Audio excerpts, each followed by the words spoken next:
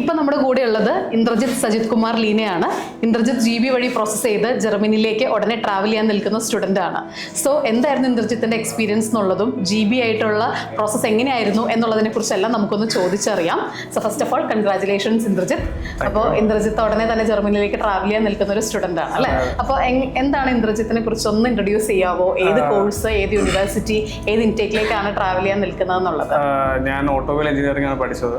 അപ്പം most probably അങ്ങനെ ഒരു ബാക്ക്ഗ്രൗണ്ട് ഉള്ള ഒരാൾ ചൂസ് ചെയ്യുന്ന ഒരു കൺട്രിയാണ് ജർമ്മനി. തീർച്ചയായിട്ടും. അപ്പം അവിടെ നിന്ന് അതായത് ജർമ്മനിയിലോട്ട് പോകാനായിട്ട് നോക്കിയപ്പോഴത്തേക്കും ലൈക്ക് എന്താ പറയുക, നമ്മൾ കുറേ ലൈക്ക് കോഴ്സസ് ഇഷ്ടം പോലെ ഉണ്ട്. പക്ഷെ അതിനനുസരിച്ച് നമ്മളുടെ CGPA മാർക്സ് കാൽക്കുലേറ്റഡ് എല്ലാം ഇതാവും. അപ്പം നമ്മൾ ഇപ്പം പ്രൈവറ്റ് യൂണിവേഴ്സിറ്റീസ്, ഞാൻ ഇപ്പോൾ പ്രൈവറ്റിലോട്ടാണ് പോകുന്നത്. അപ്പം IU എന്ന് പറഞ്ഞ യൂണിവേഴ്സിറ്റിയിലോട്ടാണ് പോകുന്നത്. അപ്പം അവിടെ ഒരു ബെറ്റർ കോഴ്സ്, അതായത് ബാക്കിയുള്ള സ്ഥലത്ത് എല്ലാത്തിനെക്കാട്ടിലും ഒരു ബെറ്റർ കോഴ്സ് ഞാൻ അവിടെ കണ്ടുപിടിച്ചു. അതായത് എഞ്ചിനീയറിംഗ് മാനേജ്മെന്റ് എന്ന കോഴ്സ്. അപ്പം ഓൾറെഡി ഒരു എഞ്ചിനീയറിംഗ് ബാക്ക്ഗ്രൗണ്ട് വന്ന് എനിക്ക് കുറച്ചുകൂടെ എളുപ്പം ലൈക്ക് അവിടെ പോയി രക്ഷപ്പെടാം എന്നൊരു ഇത് വെച്ചിട്ടാണ് ഞാൻ ചൂസ് ചെയ്തത്. അപ്പം പിന്നെ ഈ GB-യിലോട്ട് വരുന്നത് മെയിൻലി എൻ്റെ ഒരു ഫ്രണ്ട് സജയ് വഴിയാണ്. അപ്പം പുള്ളിക്കാരൻ്റെ ഫാദറിൻ്റെ ഫ്രണ്ട് വഴി എന്നാണ് വന്നത്.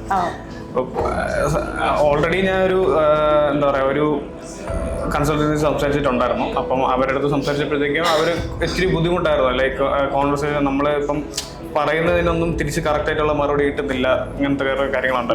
അപ്പോൾ ഇപ്പോൾ GB-യിൽ വന്നപ്പോഴത്തേക്കും എനിക്ക് ആ ഒരു വലിയൊരു കാര്യം എന്ന് വെച്ചാൽ ആൾക്കാർ അത്രയ്ക്ക് ഫ്രണ്ട്ലിയാണ്. ഇപ്പം നമ്മൾ ഏജൻസ് ആയാലും നമ്മളിപ്പം നമുക്ക് ഒരു അലോട്ട് ചെയ്തിരിക്കുന്ന കൺസൾട്ടൻ്റ് ഉണ്ടല്ലോ, എനിക്ക് ഷഹാന ആയിരുന്നു വിസ ഹെൽപ്പ് ചെയ്തത് പുള്ളി. അപ്പം പുള്ളിക്കാരി ബ്ലോക്ക്ഡ് അക്കൗണ്ട് അങ്ങനത്തെ കാര്യങ്ങളെല്ലാം നല്ല രീതിയിൽ ഹെൽപ്പ് ചെയ്തിട്ടുണ്ടായിരുന്നു. അപ്പം ഡെയിലി അതിൻ്റെ ഡെയിലി അത് ചെക്ക് ചെയ്തുകൊണ്ടിരുന്നു. അപ്പം അങ്ങനെ കുറേ ഹെൽപ്പ് കിട്ടിയിട്ടുണ്ട്. പിന്നെ മോസ്റ്റ് പ്രോബബ്ലി ഞാൻ ഇപ്പം ഏകദേശം ഒരു 2 കൺസൾട്ടൻസി അടുപ്പിച്ച് ഞാൻ നോക്കിയിട്ടുണ്ടായിരുന്നു. അപ്പം എല്ലാത്തിലേക്കാട്ടിലും ഭേദം GB ആയിട്ട് തോന്നി. ഓക്കെ. അപ്പോൾ ആ ഒരു ജേർണി എന്ന് പറയുന്നത് വളരെ ഹാസിൽ ഫ്രീ ആയിട്ട് കംപ്ലീറ്റ് ചെയ്യാൻ സാധിച്ചു. അതെ, ഇത്രയും ബാക്കിയുള്ള കൺസൾട്ടൻസി വഴി നോക്കുകയാണെങ്കിൽ ഇത് ഭയങ്കര ബെറ്റർ ആയിട്ട് എനിക്ക് തോന്നുന്നു. കംപ്ലീറ്റ് ചെയ്യാൻ സാധിച്ചു. അപ്പൊ ഇനിയിപ്പോൾ ജർമ്മനിലേക്ക് പോകാൻ നിൽക്കുന്ന ഒരു സ്റ്റുഡന്റിനോട് എന്ത് അഡ്വൈസ് ആണ് കൊടുക്കാനായിട്ടുള്ളത്? കുറച്ചുകൂടെ റിസർച്ച് ചെയ്യുക. പിന്നെ പറ്റുവാണെങ്കിൽ ലാംഗ്വേജും കൂടെ എങ്ങനെയെങ്കിലും റെഡിയാക്കി കൊണ്ട് ബേസിക് ആയിട്ട് ജസ്റ്റ് A1 അങ്ങനെ എന്തെങ്കിലും ലെവലെങ്കിലും ക്ലിയർ ചെയ്ത് പോവുക എന്നുള്ളതാണ്. ഞാൻ ചെയ്തിട്ടില്ല, പക്ഷേ ഞാൻ കോഴ്സ് ചെയ്തിട്ടുണ്ട്. പക്ഷേ ആ ഒരു എന്താ പറയാ, നമുക്കൊരു സർട്ടിഫിക്കറ്റ് കിട്ടുമല്ലോ, അതായത് A1 പഠിച്ചിട്ടുള്ള ഒരു പുള്ളിക്കാരനാണെന്ന് പറഞ്ഞ സർട്ടിഫിക്കറ്റ്. അത് ക്ലിയർ ചെയ്തിട്ടില്ല എന്ന് മാത്രം. അത്യാവശ്യം പഠിച്ചിട്ടുണ്ട്. അതുകൊണ്ട് കോൺഫിഡന്റ് ആയിട്ട് അവിടെ ചെന്ന് കഴിഞ്ഞാലും ഹാൻഡിൽ ചെയ്യാനായിട്ടൊക്കെ സാധിക്കും. ശരി, ഓക്കെ, ആയിക്കോട്ടെ. അപ്പോൾ ആ ഒരു പ്രോസസ്, ആ ഒരു എന്താ പറയുക, ട്രസ്റ്റോട് കൂടി ഉടനെ തന്നെ ജർമ്മനിയിലേക്ക് ട്രാവൽ ചെയ്യാനായിട്ട് പോവാണ് അല്ലേ? Okay. So all the very best.